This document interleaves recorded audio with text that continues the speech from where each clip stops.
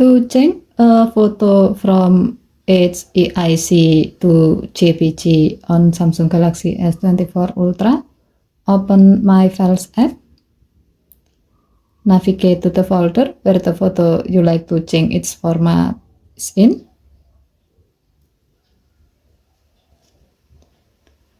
Long tap the photo. Tap more icon or three vertical dot icon at the bottom right. And then select rename. Erase the HEIC.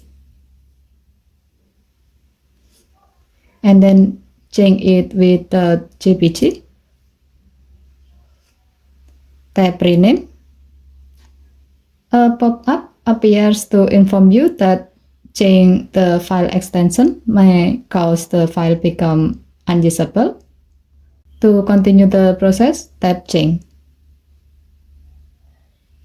As you can see, the file extension of the selected photo has been changed from HEIC to JPG.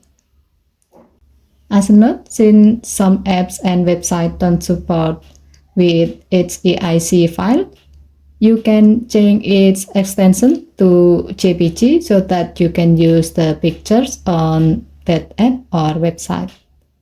Okay, thank you for watching. Please help to like and subscribe. Have a nice day.